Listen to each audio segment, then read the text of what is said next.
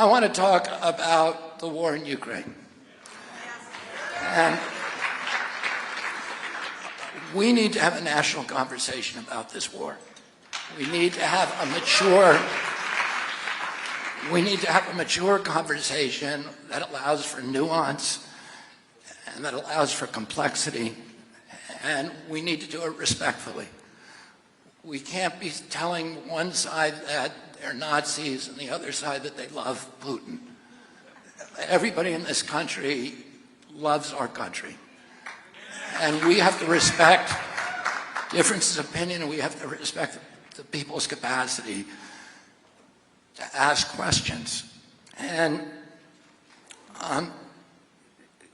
some of the issues that we need to talk about is, number one, is this war in the U.S. national interest? We just need to isolate that question.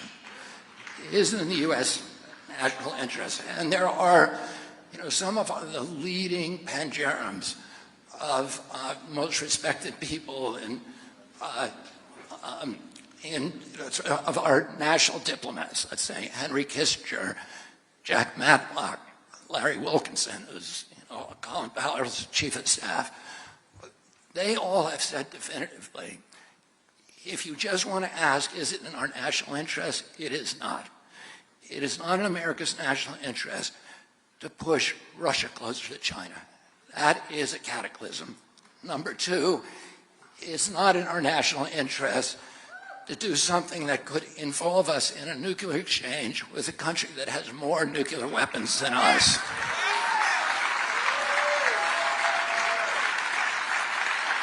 Now, having said that, I want to say that we are in the Ukraine for all the right reasons.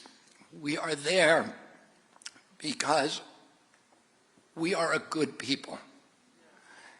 And, Abraham Lincoln said, America is a great nation because we're a good nation.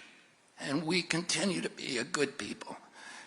And we are there because of our compassion, the Ukrainian people who have been brutalized, who have been illegally invaded, and have shown extraordinary valor and courage defending their country and defending, their families and their beliefs and their liberties and their independence, things that Americans have to admire.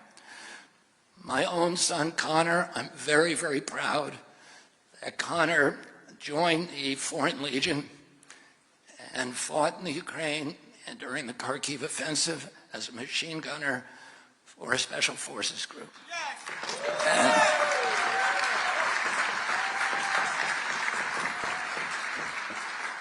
But I think that we need to know as Americans, and we have a right to know, what is our government's chief objective in this war? Now, we were told initially that the objective was humanitarian. And that is a good reason to be there, a humanitarian. And what that means is trying to end the bloodshed and minimize it as much as possible. But in recent times, President Biden said that one of our objectives, at least, is regime change of Vladimir Putin. And this is the same strategy that did not work well for us in Iraq. And it's many of the same people who are around the neocons, who are around President Biden, who have been talking about that for a long time and have been engaged in geopolitical machinations in the Ukraine since 2014. And then President Biden's Secretary of Defense, Lloyd Austin, validated President Biden's statement by saying that our objective in the Ukraine is to exhaust and degrade the Russian army so they're incapable of having battles anywhere else in the world. Now, and indeed,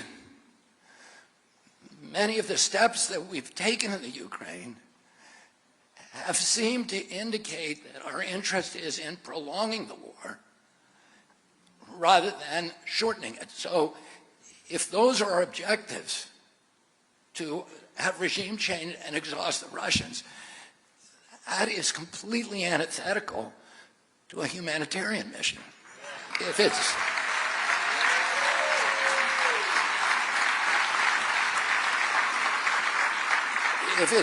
If we're there for a humanitarian mission, it means to reduce bloodshed and bring an end to the war quickly. If we're there to exhaust the Russians or regime change, then doesn't it mean that the Ukraine is just a pawn in a geopolitical battle between two great superpowers, and that our strategy is to put the flower of Ukrainian youth into an abattoir of death in order to exhaust Russia? And if that's true, then we need to know about it. If it's not true, then we need a pretty good discussion with the President and the Secretary of Defense and others to tell us exactly what are we doing there.